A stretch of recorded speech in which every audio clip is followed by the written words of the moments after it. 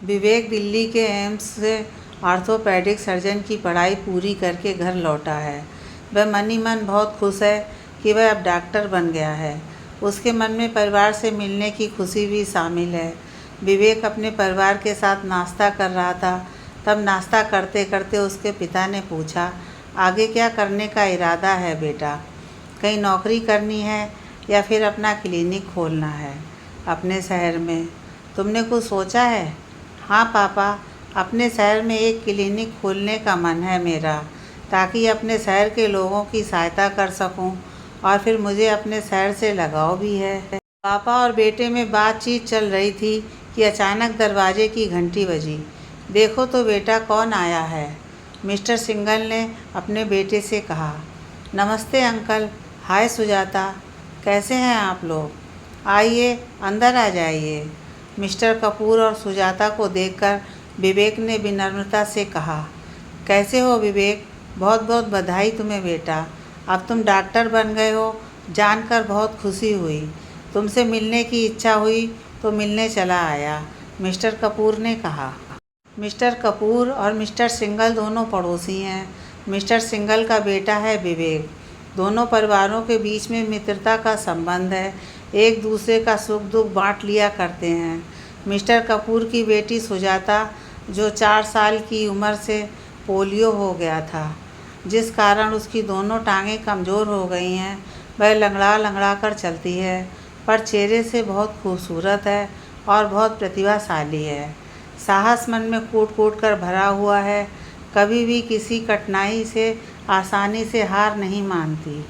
बहुत दृढ़ निश्चय वाली लड़की है, एक बार जो ठान लेती है उसे करके ही दम लेती है। आइए बैठिए। कैसे हैं आप लोग? सुजाता बेटा, क्या हाल चाल है तुम्हारा? दोनों का स्वागत करते हुए मिस्टर सिंघल ने कहा। कैसे हैं आप सब? सब कुछ कैसा चल रहा है? अब तो विवेक डॉक्टर बन गया है, जानकर बड़ी खुशी हुई, मिस्टर कपूर ने मिस्टर सिंघल से हाथ मिलाते हुए कहा। आप सुनाइए, आप लोगों का सब कुछ कैसा चल रहा है? सुजाता बेटी कैसी है? मिस्टर सिंघल ने पूछा। ठीक ही है सब कुछ, पर सुजाता की चिंता लगी रहती है। मिस्टर कपूर के चेहरे पर चिंता की लकीरें थीं। आप चिंता न करें अंकल, आप कहें तो मैं एक बार सुजाता की जांच कर लेता हूँ, विवेक ने विनम्रता से कहा।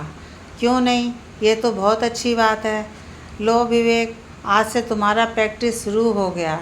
हम पड़ोसी हैं, हमें एक दूसरे की मदद तो करनी ही चाहिए, मिस्टर सिंघल ने उत्साहित होते हुए कहा।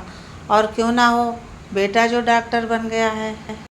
आओ सुजाता, तुम्हारी जांच कर लेते हैं, तब तक पापा और अंकल एक दूसरे का हाल चाल पूछ लेंगे, विवेक ने कहा।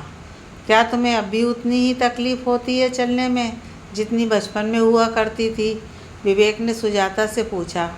बचपन का तो याद नहीं है, पर हाँ, चलने में तकलीफ़ तो होती है। वह आप स्वयं ही समझ सकते हैं, आप अब डॉक्टर बन गए हैं, सुजाता ने उदास होकर कहा। ये क्या आप लगा रखी है तुमने? मैं क्या कोई पराया हूँ या अजनबी? तुमने मुझे कभी देखा ही नहीं। बचपन से एक दूसरे के साथ खेलते हुए बड़े हुए हैं। विवेक, बचपन तो बचपन था, अब हम दोनों बड़े हो गए हैं, मुझे एक डॉक्टर का सम्मान तो करना ही चाहिए, सुजाता ने शालीनता से कहा। विवेक थोड़ा सा चिढ़ने का नाटक करते हुए कहा। तुम क्या कर रही हो आजकल? इंजीनियरिंग की पढ़ाई पूरी हो गई है क्या तुम्हारी? आगे क्या करने का इरादा है? एक साथ कई सवाल दाग दिए विवेक ने। लास्ट सेमेस्टर चल रहा है। वैसे मैंने बैंक पीओ का एग्ज़ाम भी दिया है, अगले महीने रिजल्ट आने वाला है, देखते हैं नसीब कहाँ ले जाता है, सुजाता ने जवाब दिया। नसीब अच्छा है और अच्छा ही रहेगा। चलो सब कुछ सही है, बस हिम्मत रखने की ज़रूरत है। कुछ गोलियां लिख देता हूँ, खाते रहना, सब ठीक हो जाएगा, विवेक ने हिम्मत देते हुए कहा। और मन ही मन सोच रहा था कि तुम्हें सुजाता को पता नहीं कि सुजाता, तुम्हारी इतनी तकलीफ़ को देख कर ही मैंने ठान लिया था कि मुझे एक दिन ऑर्थोपेडिक सर्जन बनना है, ताकि मैं तुम्हारा इलाज ठीक से कर सकूं। सुजाता विवेक से 2 साल छोटी है। जब वह पोलियोग्रस्त हो गई थी तब विवेक 6 साल का था। उसे बहुत दुख हुआ था कि सुजाता चल नहीं पाती थी, उसके साथ खेल भी नहीं पाती थी। बचपन से ही विवेक को सुजाता बहुत अच्छी लगती थी। युवावस्था में आने के पश्चात मन ही मन कब वह सुजाता से प्यार करने लगा, उसे स्वयं ही नहीं पता, पर यह बात उसने राज ही रखी। सुजाता अपने जीवन के संघर्ष में बहुत व्यस्त हो गई थी, पर जब कभी फुर्सत का क्षण होता तो उसे बचपन की बातें याद आती और विवेक के बारे में सोचने लग जाती। जब मुझे पोलियो हो गया था और मैं चल नहीं पाती थी, तो विवेक आकर मेरे पास खड़ा रहता था और कभी कभी तो रोने लगता था। कहता था, तुम जल्दी ठीक हो जाओ सुजाता, तुम्हारे साथ खेलना है, तुम्हारे बिना खेलने में मज़ा ही नहीं आता। सुजाता की आंखें नम हो जाती हैं बचपन की बातें सोचकर। विवेक का व्यक्तित्व उसे अच्छा लगता है, वह एक अच्छा इंसान है और कभी मन पंख लगाकर सपनों की दुनिया में उड़ने लगता है। वह सोचती कि विवेक जैसा हमसफ़र जीवन में मिल जाए तो इंसान क्या नहीं कर सकता, पर वह जानती थी ये संभव नहीं हो सकता। विवेक का व्यक्तित्व बहुत आकर्षक है, वह एक सफल डॉक्टर है और वो ठहरी एक अपाहिज। एक ठंडी आह भरकर वह सपनों की दुनिया से जल्दी वापस आ जाती है। विवेक का क्लिनिक अच्छा चल पड़ा है। धीरे धीरे चारों ओर उसके नाम एक कुशल आर्थोपैडिक सर्जन के रूप में जाना जाने लगा। सुजाता का चयन भी बैंक के पीओ में हो गया और वर्तमान में वह शहर में ही पदस्थ है। सुजाता का चिकित्सीय जिम्मेदारी अब विवेक ने ले रखी है। कुछ दिनों से विवेक इस उलझन में था कि वह पापा से बातों की शुरुआत कैसे करे, पर आज उसने साहस कर ही लिया और पापा से कहा, पापा मुझे आपसे कुछ बात करनी है सुजाता के बारे में। पापा ने सोचा शायद सुजाता के स्वास्थ्य के बारे में कुछ बातें करेगा विवेक, इसलिए सहजता से पूछा, क्या बात करना है, कहो। सुजाता कोई पराई तो है नहीं। विवेक का मन थोड़ा हल्का हुआ, फिर कहा, पापा मैं सुजाता से शादी करना चाहता हूँ। बचपन से ही वह मुझे अच्छी लगती है और बड़े होने के बाद मुझे ये पता चला कि मैं उससे प्यार करने लगा हूँ। किसी से कुछ नहीं कहा। मैंने सोचा जब मैं इस लायक बन जाऊँगा कि शादी कर सकूँ उससे, तब आपसे बात करूँगा। मिस्टर सिंगल की आंखें फटी की फटी रह गईं और आश्चर्यचकित होकर कहा, यह कैसे संभव होगा बेटा, उसके साथ जीवन कैसे काटोगे तुम, और फिर तुम्हारे साथ कोई तालमेल भी नहीं है, तुम्हारा व्यक्तित्व तो अलग है, उसका अलग है। नहीं नहीं, यह कैसे संभव होगा। मिस्टर सिंगल की बातों में थोड़ी सख्ती सी आ गई थी। क्यों नहीं पापा, वह सुंदर है, प्रतिभाशाली है, सक्षम है और सबसे बड़ी बात यह है कि मैं उससे प्यार करता हूँ। आप ही कहा करते थे कि पड़ोसी के सुख दुख में पड़ोसी को काम आना चाहिए।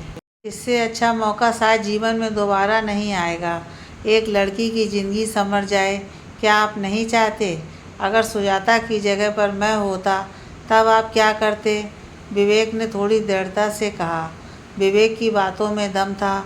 उसके पापा सोचने पर मजबूर हो गए और मन ही मन सोचने लग गए कि सच ही तो कह रहा है विवेक। बेटे की सकारात्मक सोच के सामने पापा की शक्ति नरमी में बदल गई और अपने बेटे पर उन्हें गर्व होने लगा। आज तुमने मुझे एक पाप करने से बचा लिया बेटा।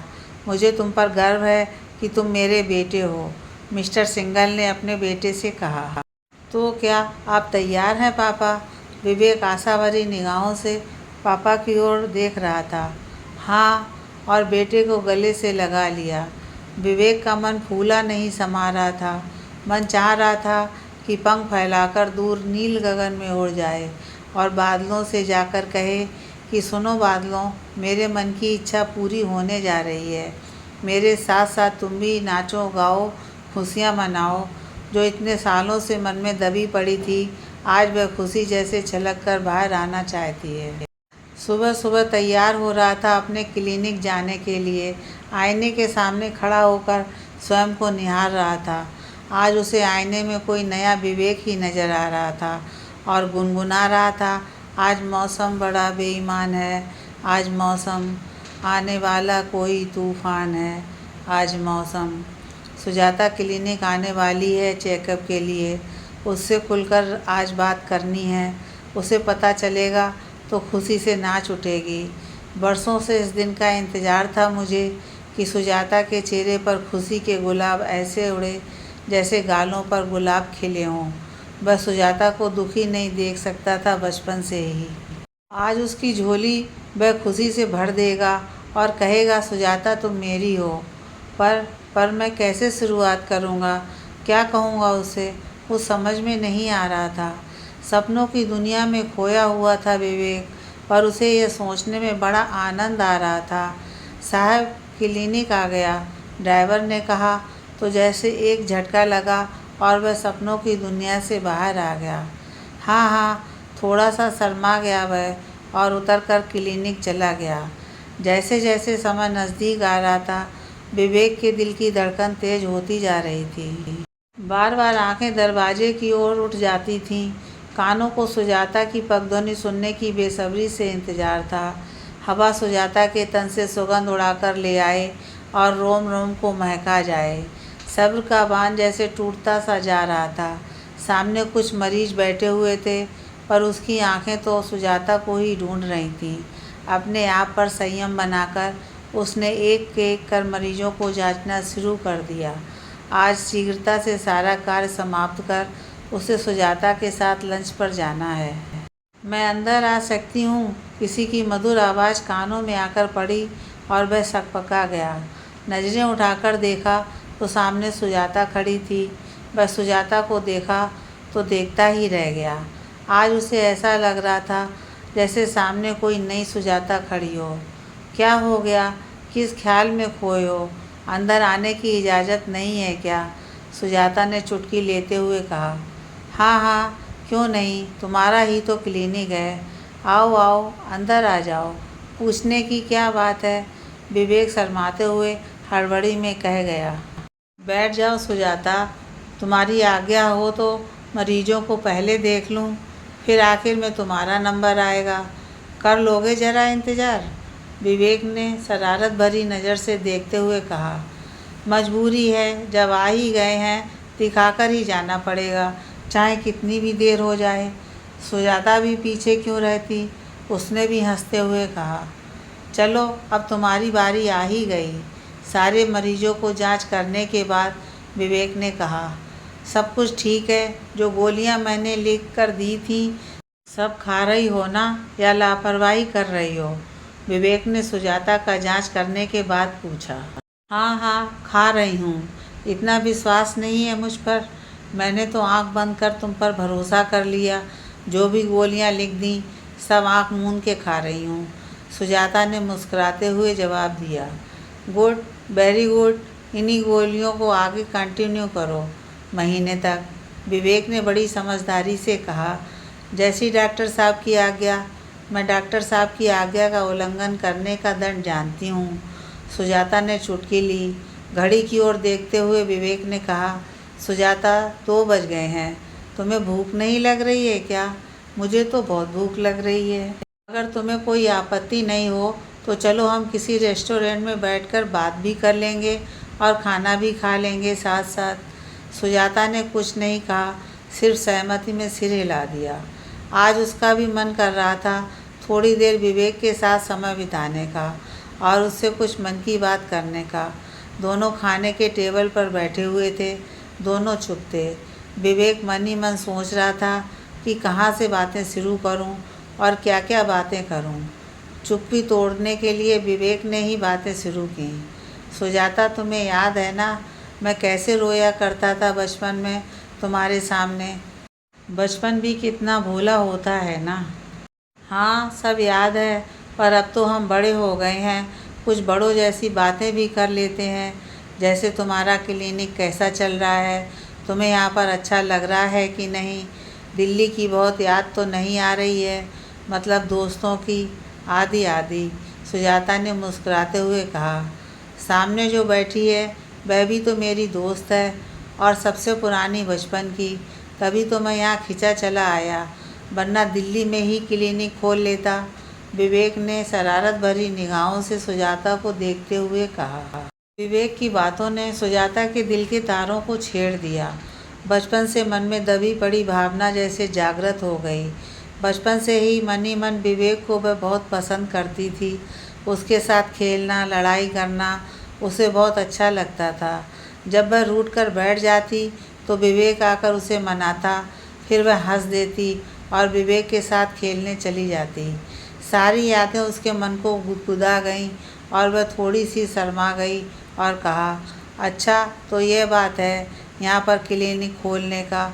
मुझे पता होता तो पहले ही मना कर देती। विवेक को लग रहा था कुछ तो बात है सुजाता के मन में जो वह चाह कर भी नहीं कह पा रही है या कहने से कतरा रही है, पर उससे और बर्दाश्त नहीं हो रहा था।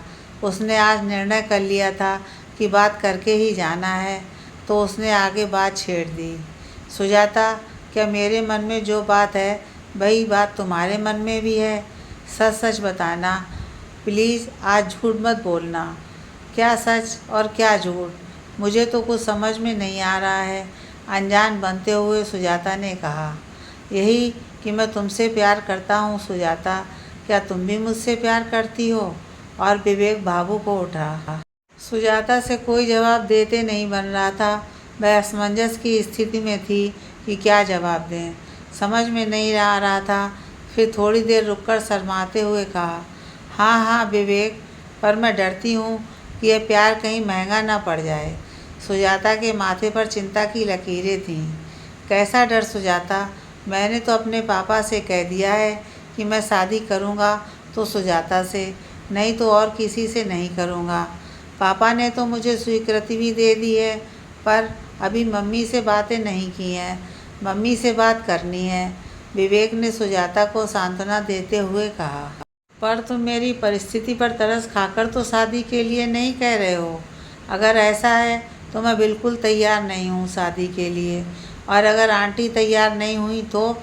और फिर मेरे मम्मी पापा क्या चाहते हैं वह भी तो जानना ज़रूरी है। अगर आज हमने भावुकता में कोई कदम उठा लिया और कल सब लोग दुखी हो गए तो कोई खुश नहीं हो पाया तो शादी टिक पाएगी क्या? मैं नहीं चाहती कोई भी मुझ पर तरस खाए। अगर ऐसा हुआ तो मैं बर्दाश्त नहीं कर पाऊँगी।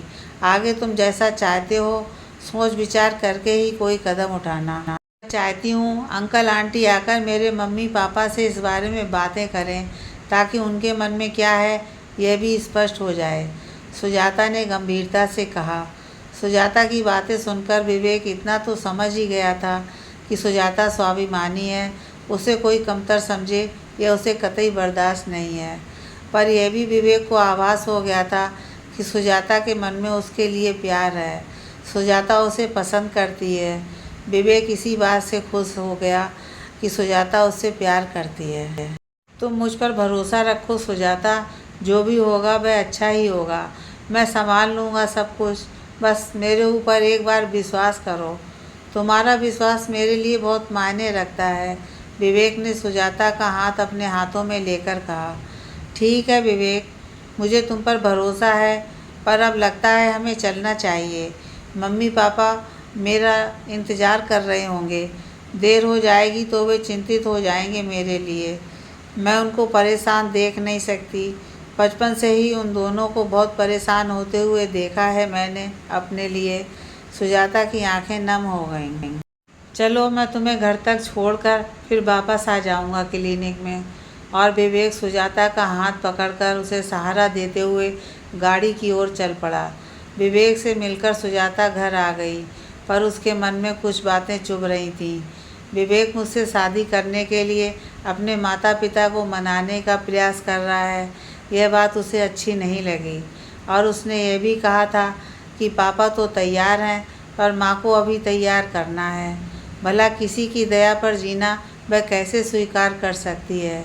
इतने सालों की कठोर मेहनत के पश्चात ही तो उसने सब कुछ पाया है। वह मन ही मन सोचने लगी, अब मैं सक्षम हूँ और इसके लिए मेरे मम्मी पापा ने मेरे साथ काफ़ी मेहनत की है। मुझे सर उठाकर आत्मसम्मान के साथ जीना सिखाया है।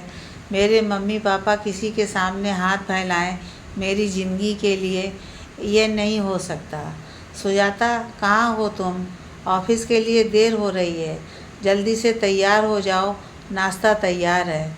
सुजाता की मम्मी ने आवाज़ लगाई तो सुजाता को होश आया कि ऑफिस जाना है। हाँ मम्मी, बस मैं तैयार होकर आती हूँ। सुजाता उठकर तैयार होने चली गई। सुजाता को ऑफिस जाकर पता चला कि उसका प्रमोशन हो गया है और तबादला हो गया है मुंबई में। इस बात से खुश है कि किसी बड़े शहर में जाकर शायद जीवन में कुछ और सकारात्मक बदलाव आ जाए।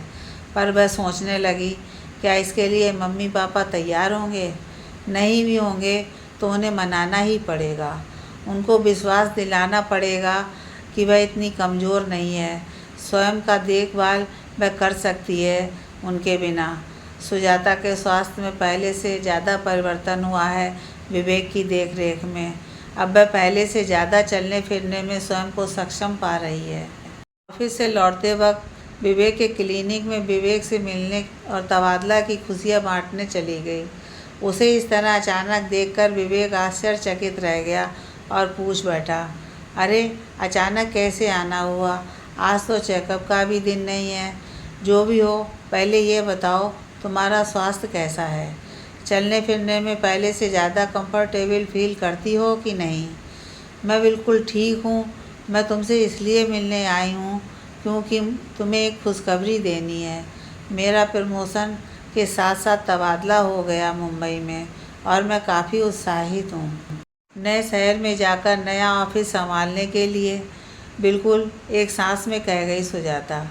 उससे खुशी संभालते नहीं बन रहा था। विवेक के चेहरे पर चिंता की लकीरें उभर आईं, पर फिर भी उसने हंसते हुए कहा, अरे बधाई हो बधाई, ये तो बहुत बड़ी खुशखबरी है। मुँह मीठा हो जाए इसी बहाने। क्या कहती हो सुजाता? मिठाई के लिए तो घर आना पड़ेगा विवेक, सुजाता ने प्रसन्नता से कहा। वह तो मैं आ जाऊंगा, पर सुजाता तुम मुंबई में जाकर अकेली कैसे रहोगी? सब कुछ कैसे संभालोगी? मैं सोच रहा था कि क्यों ना मैं भी मुंबई में कोई हॉस्पिटल ज्वाइन कर लूं। दोनों को एक दूसरे का साथ मिल जाएगा, विवेक ने चिंता जताते हुए कहा। नहीं नहीं विवेक, तुमने यहाँ पर हॉस्पिटल खोला है शहर के लोगों की देखभाल के लिए, केवल मेरे लिए नहीं। तुम यह सब छोड़कर नहीं आ सकते मेरे साथ। और तुम्हारे मम्मी पापा क्या सोचेंगे? उनको मैं दुखी नहीं कर सकती। रहा सवाल मेरे अकेले रहने का, तो मैं अपने आप को संभाल सकती हूँ। और फिर मेरे मम्मी पापा तो हैं ही मेरे लिए सोचने के लिए। तुम चिंता मत करो, हमेशा मैं किसी का सहारा लेकर कब तक चलती रहूँगी? पूरी ज़िंदगी पड़ी है मेरे सामने, और फिर मेरे मम्मी पापा हमेशा तो नहीं रहेंगे। सुजाता के स्वाभिमान को थोड़ी सी ठेस पहुंची थी, इसलिए वह धारा प्रवाह बोलती गई। सुजाता के मम्मी पापा प्रमोशन और तबादला की बात सुनकर पहले तो थोड़े चिंतित हुए, पर सुजाता के आत्मविश्वास को देखकर वो लोग आश्वस्त हो गए कि सुजाता सक्षम है स्वयं को संभालने के लिए। सब लोग जाने की तैयारी में जुट गए। मुंबई का ऑफिस, नया पद और नई कुर्सी सुजाता को भा रही थी, उसके आत्मविश्वास को दोगुना कर रही थी। ऑफिस के सब लोग इतने अच्छे हैं कि सुजाता को किसी बात की कोई कठिनाई नहीं हुई, और जिस घर में रहती है 2 लड़कियों के साथ दोनों भी बहुत सहयोग कर रही हैं। अब सुजाता रोज़ सुबह उठकर दोनों रूममेट्स के साथ वॉकिंग पर निकल जाती है। उसे बहुत अच्छा लगता है यह सोचकर कि मैं अब मॉर्निंग वॉक भी करने लगी हूँ। उसका आत्मविश्वास दिन प्रतिदिन बढ़ता जा रहा है। आज सुजाता बहुत उत्साहित है क्योंकि बैंक में होने वाले वार्षिक खेल प्रतियोगिता का आज उद्घाटन है। सुजाता ने पहली बार 200 मीटर दौड़ प्रतियोगिता में भाग लिया है। इसके लिए वह 1 महीने से तैयारी में जुटी हुई है। रोज़ सुबह जब सैर पर निकलती है तब एक मैदान में जाकर दौड़ने का अभ्यास करती है। प्रतियोगिता में वह कोई स्थान तो प्राप्त ना कर सकी, परंतु पूरा 200 मीटर दौड़ने में सफल रही। आज उसका आत्मविश्वास और बढ़ गया है। बैंक के सहयोगियों ने उसका हौसला देखा तो सब चकित रह गए। एक सहयोगी ने उसे एक दिन एक कोच से मिलाया जो ऐसे लोगों को ट्रेनिंग दिया करता है। रोज़ सुबह समय निकालकर वह मैराथन की तैयारी करने जाने लगी। बेटा, तुम्हारे हौसले से मैं स्तब्ध हूँ। अगले महीने मुंबई हाफ मैराथन होने वाला है। क्या तुम उसमें पार्टिसिपेट करने के लिए तैयार हो? मैं तुम्हें तैयार करूँगा, कोच ने सुजाता से कहा। जी मैं बिल्कुल तैयार हूँ, इसमें पूछने वाली कोई बात ही नहीं है। ऐसे ही किसी क्षण का मैं इंतज़ार कर रही थी। अपने आप को कमज़ोर समझना मेरे स्वभाव के खिलाफ है, सुजाता ने चहक कर कहा। पूरे जोर शोर से मैराथन की तैयारी चल रही है। सुजाता बहुत उत्सुक है। उसकी प्रगति को देखकर कोच भी बहुत खुश हैं। उसके माता पिता को जब ये बात पता चली तो पहले तो वह घबराए, फिर सुजाता के आत्मविश्वास को देखकर चुप हो गए। ऑफिस में बैठे बैठे आज सुजाता को विवेक की याद आई। कभी कभी दोनों बातें तो कर लेते हैं, पर उसने अभी विवेक से मैराथन के बारे में नहीं बताया क्योंकि वह उसे सरप्राइज़ देना चाहती है। सोचने लगी, मेरे स्वस्थ होने में विवेक का भी हाथ है। विवेक ने ही मेरा इलाज किया था, तभी आज मैं दौड़ पा रही हूँ। सचमुच विवेक बहुत अच्छा है। और वह थोड़ी सी उदास और भावुक हो गई। जल्दी से अपना काम समेटकर घर के लिए निकल पड़ी, क्योंकि उसे कल मैराथन के लिए अपने आप को तैयार करना है। थोड़ी घबराहट भी हो रही है, पर दोनों रूममेट्स और कोच के उत्साह के कारण वह संभल पाई है। अरे देखो मालती, इधर आओ, देखो सुजाता का फ़ोटो छपा है पेपर में। मुंबई में होने वाली हाफ मैराथन में भाग लिया था उसने। लिखा है वह पूरा मैराथन दौड़ नहीं पाई, मगर उसका हौसला देखकर लोग चकित रह गए। पत्रकारों ने उसका इंटरव्यू लिया। उसके हौसले को देखकर लोगों ने काफ़ी बधाइयाँ दी हैं। अरे लड़की हो तो ऐसी, आत्मविश्वास से भरी हुई। कौन कहता है कि वह कमज़ोर है। उसने सारे लोगों के विचार बदल दिए। मिस्टर सिंघल ने बहुत उत्साहित होकर अपनी पत्नी को आवाज़ लगाई। किसका फ़ोटो छिपा है? कौन मैराथन दौड़ रहा है? क्या बोल रहे हो? मुझे कुछ समझ नहीं आया। रसोई से बाहर आते हुए मालती ने जवाब दिया। अरे अपनी सुजाता की बात कर रहा हूँ। ये देखो फ़ोटो छपी है, मिस्टर सिंघल ने पुनः दोहराया। मालती ने सुजाता की फ़ोटो देखकर आश्चर्यचकित नज़र से अपने पति की ओर देखा और फिर फ़ोटो की ओर देखा और कहा, अरे वाह, ये तो बहुत बड़ी बात हो गई। इस लड़की ने तो झंडा गाड़ दिया, हम सबको गलत साबित कर दिया। हम तो उसे कमज़ोर समझ रहे थे, ये तो बिल्कुल सेठनी निकली। चलो कपूर साहब को और उनकी पत्नी को बधाई देकर आते हैं। वह बधाई के पात्र हैं जिनकी ऐसी लड़की है। सुबह सुबह मोबाइल बज उठा तो सुजाता ने देखा विवेक का फ़ोन है। उसने फ़ोन रिसीव कर कहा, हेलो, कैसे हो विवेक? आज मेरी याद कैसे आई? कितने दिन हो गए, तुमने मुझे कॉल नहीं किया। क्या मुझसे कोई गलती हो गई या मुझसे नाराज़ हो? नाराज़ तो हूँ, क्योंकि तुम इतना बड़ा काम करने जा रही थी और मुझे बताया तक नहीं। मैं बिल्कुल अनभिज्ञ हूँ, तुमने मुझे इस लायक समझा ही नहीं, विवेक ने शिकायत करते हुए कहा। नहीं विवेक, मुझे गलत मत समझो। मैं तुम्हें सरप्राइज़ देना चाहती थी, इसलिए तुम्हें कुछ नहीं बताया। सुजाता की आवाज़ में नरमी थी और प्यार भी था। कोई बात नहीं, तुम बधाई की पात्र हो। तुमने जो कर दिखाया वह सबके बस की बात नहीं। आज तुम सबके लिए एक प्रेरणा बन चुकी हो, विवेक ने गर्वित होते हुए कहा। थैंक यू विवेक, मैं अकेली ये सब नहीं कर सकती थी, इसमें तुम्हारा भी हाथ है। तुमने मेरा इलाज नहीं किया होता तो मैं यह सब करने के लिए सक्षम नहीं होती। और फिर वह कोच अंकल जिसने मुझे हौसला दिया। कहते कहते सुजाता भावुक हो गई और उसकी आंखें नम हो गईं। तुम घर कब आ रही हो? तुमसे मिलने की बड़ी इच्छा है, मिलकर बधाई देने की इच्छा है। बहुत दिन हो गए तुमसे मिले हुए, विवेक की आवाज़ भर्रास ही गई।